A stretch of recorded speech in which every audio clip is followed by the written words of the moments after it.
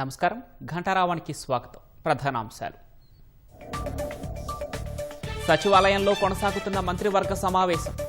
RTC సమ్మె, Kaleshwaram, metro స్వాధీనంపై సమాలోచన. వరంగల్ ఆర్టీసీ డ్రైవర్ ఆత్మహత్యాయత్నంపై భగ్గుమన్న జేఏసీ. ప్రభుత్వం దిగొచ్చి సమస్యలు పరిష్కరించాలని డిమాండ్.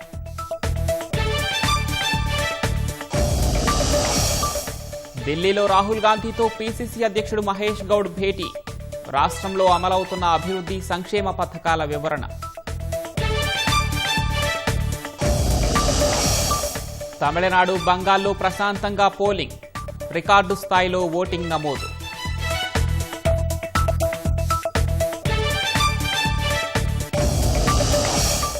మరింత ముదిరిన అమెరికా, ఇరాన్ మధ్య పోరు. హర్మూజ్లో మరో ఆయిల్ ట్యాంకర్పై యుఎస్ దాడులు.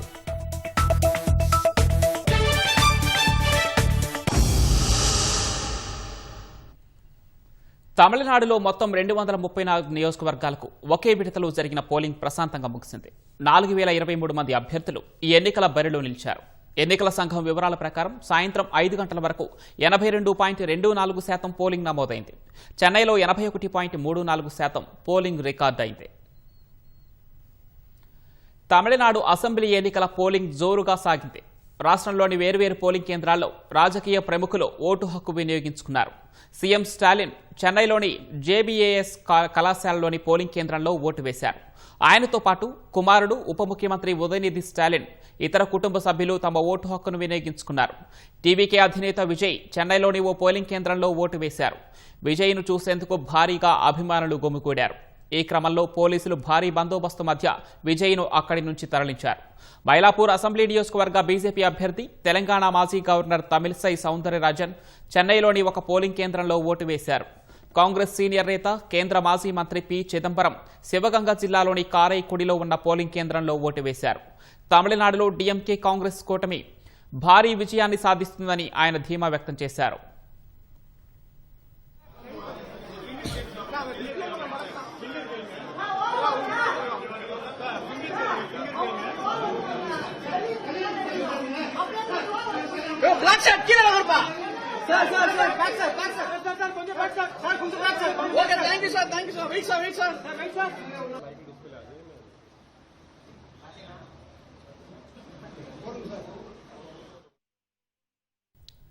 తమిళనాడులో డీఎంకే నేతృత్వంలోని సెక్యులర్ ప్రోగ్రెసివ్ అలియన్స్, ఎన్డీఏ అమీతుమీ తేల్చుకుంటున్నాయి. ఈసారి అనూహ్యంగా నటుడు విజయ్ నేతృత్వంలోని టీవీకే కూడా ఎన్నికల్లో దిగడంతో తమిళనాడు శాసనసభ ఎన్నికలు మరింత రసవత్తరంగా మారాయి. పోలింగ్ ప్రశాంతంగా సాగేందుకు ఎన్నికల సంఘం భారీ ఏర్పాట్లు చేసింది. 140,000 మంది పోలీసు బలగాలను మోహరించింది. మే 4న ఓట్ల లెక్కింపు జరగనుంది.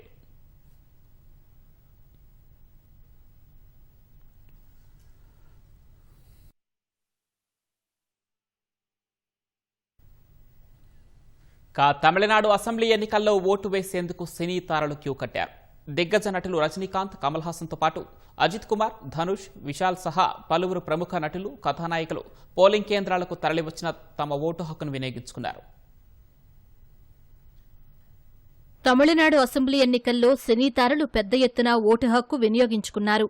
సూపర్ స్టార్ రజనీకాంత్ చెన్నైలో ఓటు వేశారు. నటులు విజయ్ సేతుపతి, ధనుష్ సైతం చెన్నైలో ఓటు హక్కు వినియోగించుకున్నారు. ప్రముఖ హీరో అజిత్ కుమార్ చెన్నైలోని తిరువాన్మియార్లోని పోలింగ్ కేంద్రంలో ఓటు వేశారు.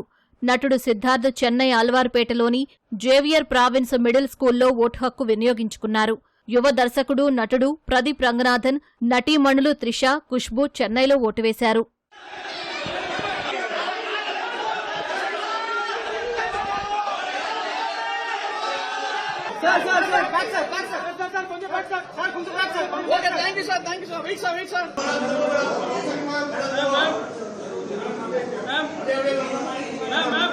మక్కళ్ నీతి మయ్యం అధినేత దిగ్గజ నటుడు కమల్ హాసన్ తన కుమార్తె శృతి హాసన్తో కలిసి చెన్నైలోని ఆళ్వారుపేట పోలింగ్ కేంద్రంలో ఓటు వేశారు. ఓటు వేయడం అనేది ప్రతి పౌరుడి ప్రాథమిక హక్కు మాత్రమే కాదని, బాధ్యత అని సందర్భంగా కమల్ హాసన్ పేర్కొన్నారు. నటుడు విక్రమ్, ఆయన కుమారుడు ధృవ్ విక్రమ్ చెన్నైలోని పోలింగ్ కేంద్రంలో ఓటు హక్కు వినియోగించుకున్నారు. అరవింద్ స్వామి, జీవా, హాస్య నటుడు వీటీవీ గణేష్ చెన్నైలో ఓటు వేశారు. సినీ తారలు ప్రభు, విక్రమ ప్రభు, మాథ్యూ వర్గీస్ చెన్నైలో ఓటు హక్కు వినియోగించుకున్నారు. ప్రముఖ నటుడు సూర్య తన భార్య జ్యోతికతో కలిసి ఓటు వేశారు. ఆది పినిశెట్టి తన భార్య నిక్కీ గల్రానితో కలిసి ఓటు వేశారు. ప్రముఖ సినీ హీరో కార్తీక్, అర్జున్, సత్యరాజ్ సహా పలువురు సినీ తారలు చెన్నైలో ఓటు హక్కు వినియోగించుకున్నారు. క్రికెటర్ రవిచంద్రన్ అశ్విన్, ఆయన భార్య చెన్నైలో ఓటు వేశారు.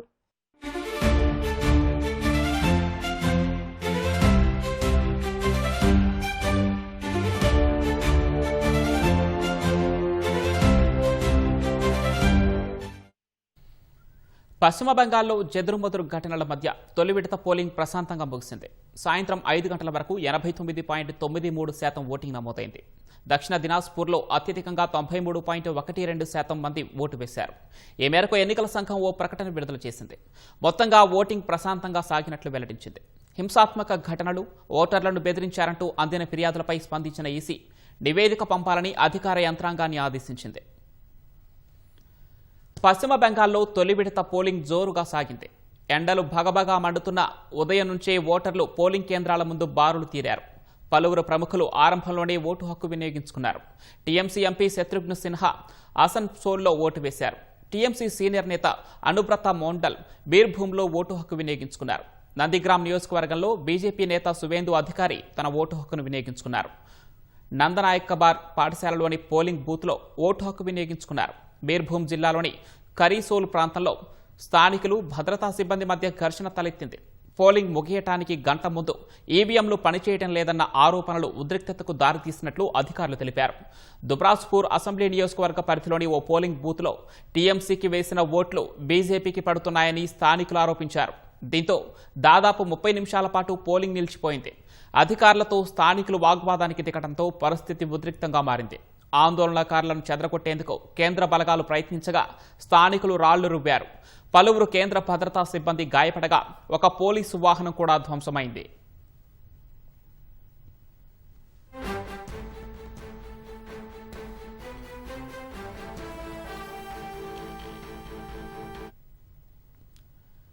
పశ్చిమ బెంగాల్ తొలి విడత సందర్భంగా అక్కడక్కడా చెదురుమదురు ఘటనలు చోటు చేసుకున్నాయి. దక్షిణ దినాజ్పూర్ జిల్లా కుమార్గంజ్ నియోజకవర్గంలో తనపై దాడి జరిగినట్లు బీజేపీ అభ్యర్థి సువేందు అధికారి తెలిపారు. పోలీసులు ఉండగానే తనతో పాటు తన వాహనంపై దాడి జరిగినట్లు చెప్పారు. ఆయన ఆరోపణలను టీఎంసీ తిప్పికొట్టింది. అసన్సోల్ దక్షిణ నియోజకవర్గంలో తన వాహనంపై టీఎంసీ శ్రేణులు దాడి చేసినట్లు బీజేపీ అభ్యర్థి అగ్నిమిత్ర పాల్ ఫిర్యాదు చేశారు. కారు వెనుక అద్దం ధ్వంసమైందని చెప్పారు. ఓటర్లను భయభ్రాంతులకు చేయడానికి అధికార పార్టీ దాడులు చేస్తోందని అగ్నిమిత్ర ఆరోపించారు. మురారైలో కాంగ్రెస్ టీఎంసీ వర్గాల మధ్య ఘర్షణలో 2 గాయపడ్డారు. బీర్భూంలోని లప్పూర్లో బీజేపీ ఏజెంట్పై దాడి జరిగింది. ఆయన తలకు తీవ్ర గాయమైంది. మాల్దాలోని చెంచల్లో బీజేపీ ఏజెంట్ను కొట్టినట్లు ఫిర్యాదులుందాయి. ముర్షిదాబాద్లో టీఎంసీ శ్రేణులు, హుమయూన్ కబీర్ పార్టీ కార్యకర్తల మధ్య ఘర్షణ తలెత్తింది. నవోడ నియోజకవర్గంలోని ఓ పోలింగ్ బూత్ వద్దకు వెళ్తున్న హుమయూన్ కబీర్ను టీఎంసీ కార్యకర్తలు అడ్డుకున్నారు. బీజేపీ ఏజెంట్ గో బ్యాక్ అంటూ నినాదాలు చేశారు. పరిస్థితి తీవ్ర ఉద్రిక్తంగా మారటంతో కేంద్ర బలగాలు లాఠీచార్జ్ చేసి ఇరు వర్గాలను చెదరగొట్టాయి.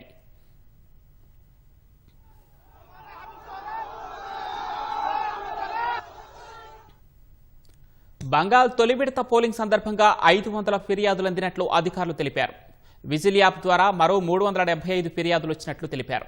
మొత్తంగా పోలింగ్ ప్రశాంతంగా జరుగుతున్నట్లు ఈసీ ప్రకటించింది. హింసాత్మక ఘటనలు, ఓటర్లను బెదిరించారంటూ అందిన ఫిర్యాదులపై నివేదిక పంపాలని అధికార యంత్రాంగాన్ని ఆదేశించింది.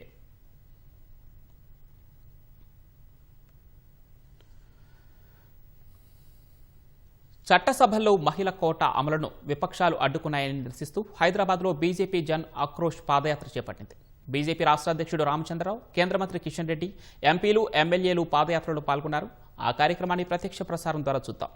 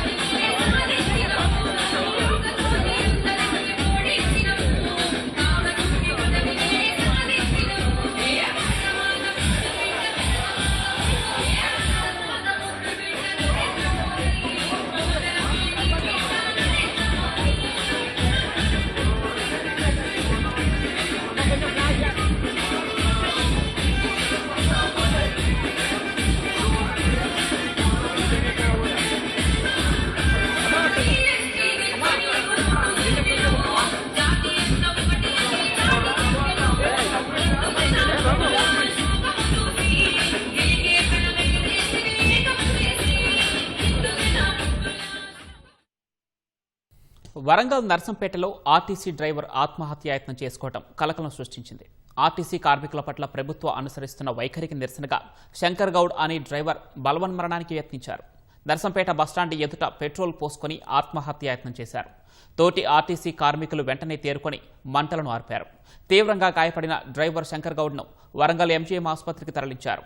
ఎంజీఎం ఆసుపత్రిలో కలెక్టర్ సత్యశారద, సిపి సన్ప్రీత్ సింగ్ ఎంజీఎంకు వచ్చారు. శంకర్ గౌడ్ పరిస్థితిపై ఆరా తీశారు. డ్రైవర్ శంకర్ గౌడ్ 2 రోజులుగా సమ్మెలో పాల్గొంటున్నారు.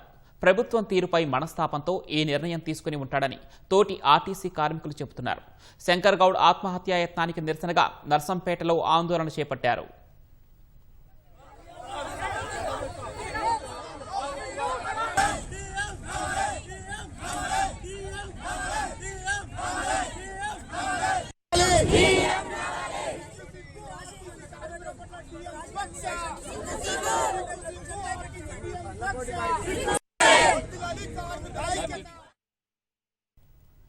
హైదరాబాద్ సనత్ నగర్లో భార్యను హత్య చేసిన కేసులో నిందితుడికి కోర్టు జీవిత ఖైదు విధించింది.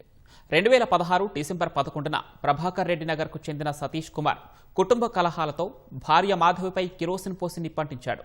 తీవ్రంగా గాయపడిన మాధవి ఆసుపత్రిలో చికిత్స పొందుతూ 2017 జనవరి 19న మరణించింది. మాధవి ఇచ్చిన స్టేట్మెంట్ ఆధారంగా మొదట పోలీసులు హత్యాయత్నం కేసు నమోదు చేసి ఆమె మరణంతో హత్య కేసుగా మార్పు చేశారు. నిందితుడిని 2017 జనవరి 24న అరెస్టు చేసి రిమాండ్కు పంపారు. ఈ కేసులో మేడ్చల్ జిల్లా కోర్టు న్యాయమూర్తి నిందితుడికి జీవిత ఖైదుతో పాటు ₹1000 జరిమానా విధిస్తూ తీర్పునిచ్చారు. సింగరేణి కార్మికులు సహజంగా మరణించిన 10 లక్షల ఉచిత బీమా వర్తించనుంది. ఈ మేరకు స్టేట్ బ్యాంక్ ఆఫ్ ఇండియాతో సింగరేణి ఒప్పందం కుదుర్చుకుంది.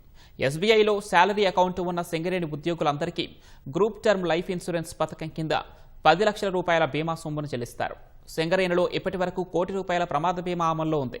సీఎండీ బొద్దప్రకాష్ జ్యోతి ఆదేశాల మేరకు ఎస్బీఐ సహకారంతో నిర్ణయం తీసుకున్నట్లు సింగరేణి వెల్లడించింది. పర్సనల్ ఫైనాన్స్ డైరెక్టర్ గౌతమ్ పోర్ట్రు ప్రత్యేక చొరవ తీసుకున్నారని తెలిపింది. హైదరాబాద్ సహా పలు ప్రాంతాల్లో ఈదురుగాలులతో కూడిన తేలికపాటి వర్షాలు కురుస్తున్నాయి. ద్రోణి, క్యూములోనింబస్ మేఘాల ప్రభావంతో వర్షాలు పడుతున్నాయని హైదరాబాద్ వాతావరణ శాఖ తెలిపింది. గంటకు 30 నుంచి 40 కిలోమీటర్ల వేగంతో ఈదురుగాలులు వీచే అవకాశం ఉందని వెల్లడించింది. ఆకాశం మేఘావృతమై హైదరాబాద్లో అనేక ప్రాంతాల్లో తేలికపాటి వర్షం పడింది. Kukatpally, Hydernagar, JNTU, Moosapet, KPHP, Allwyn colony, Jeedimetla, Suchitra, Kompally, Bahadurpally, Gandi Maisamma, Kapra, AS Rao Nagar, ఈసీఐఎల్లో తేలికపాటి వర్షం కురిసింది. ఇక శుక్రవారం నిజామాబాద్, భద్రాద్రి కొత్తగూడెం, ఖమ్మం, వికారాబాద్, సంగారెడ్డి, మెదక్, కామారెడ్డి, మహబూబ్ నగర్ జిల్లాల్లో వర్షం కురిసే అవకాశం ఉన్నట్లు తెలిపింది. రాష్ట్రంలో రానున్న 3 రోజులలో గరిష్ట ఉష్ణోగ్రతలు 1 నుంచి 2 డిగ్రీలు పెరిగే అవకాశం ఉందని పేర్కొంది. ఓవైపు ఎండలు, మరోవైపు వానలు అన్నట్లుగా పరిస్థితి ఉంటుందని హైదరాబాద్ వాతావరణ కేంద్రం తెలిపింది.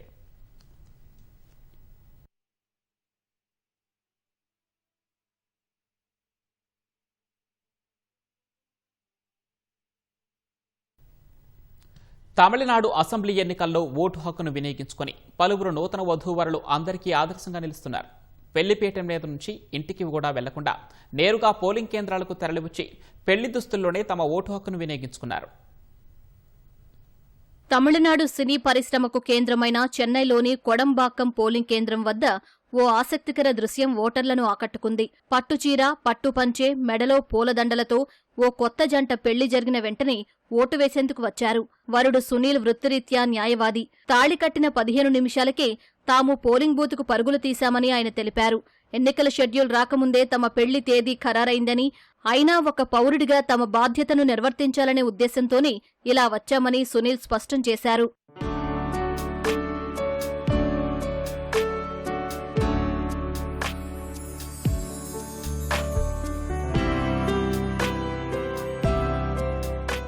తమిళనాడు వ్యాప్తంగా పలుచోట్ల ఇలాంటి దృశ్యాలే కనిపించాయి.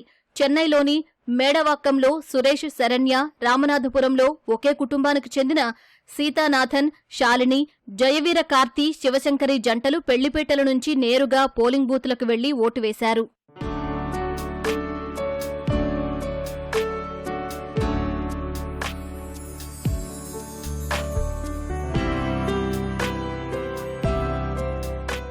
నామక్కల్ జిల్లాలో దీపికా ఆనంద్, తూత్తుకుడిలో మణికందన్, తంగమీనాక్షి, కృష్ణగిరిలో దిలీప్ కుమార్, స్నేహప్రియ పెళ్లి దుస్తుల్లోనే వచ్చి తమ పౌర బాధ్యతను నిర్వర్తించారు. ఇక కులచల నియోజకవర్గంలో చర్చిలో వివాహం చేసుకున్న అభిషా, విజయ్ జంట కూడా ఏమాత్రం ఆలస్యం చేయకుండా పోలింగ్ కేంద్రానికి చేరుకుని ఓటు వేశారు. ప్రజాస్వామ్య పండుగలో పాలు పంచుకోవడం సంతోషంగా ఉందని వారంతా ఆనందం వ్యక్తం చేశారు. ప్రతి ఒక్కరూ తప్పనిసరిగా ఓటు వెయ్యాలని ఈ సందర్భంగా వారు పిలుపునిచ్చారు.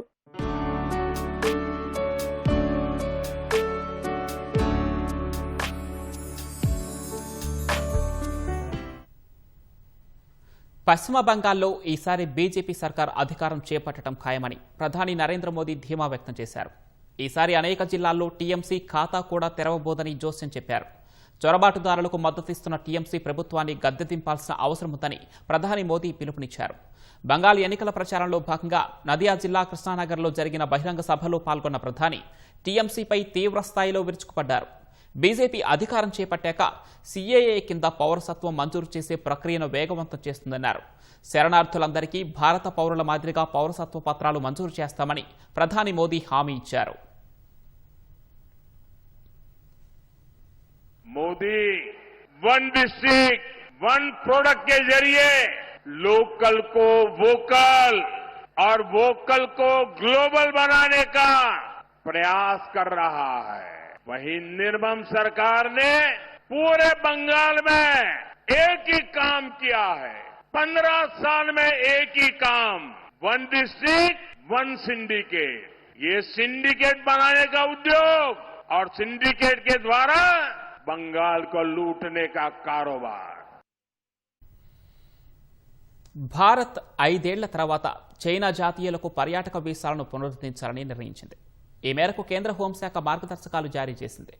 చైనా, హాంకాంగ్, మకావు పౌరులకు పర్యాటక వీసాల జారీ కోసం మార్గదర్శకాలను సవరించింది. ఏడాది కాలంగా ఆంక్షలను క్రమంగా సడలిస్తున్న భారత్ తాజాగా ఈ నిర్ణయం తీసుకుంది. గల్వాన్ ఘర్షణల నేపథ్యంలో చైనా జాతీయులకు పర్యాటక వీసాలను భారత్ నిలిపివేసింది. గత ఏడాది ఇరు దేశాల మధ్య విమానాల రాకపోకలు తిరిగి ప్రారంభమయ్యాయి. సుదీర్ఘకాలంగా నిలిచిపోయిన కైలాస మానస సరోవర్ యాత్ర కూడా మళ్లీ మొదలైంది. పర్యాటక వీసాల జారీని పునరుద్ధరించాలన్న నిర్ణయం ద్వారా చైనాతో సంబంధాలు సాధారణ స్థితికి వచ్చాయని సంకేతాలు ఇచ్చినట్లయింది.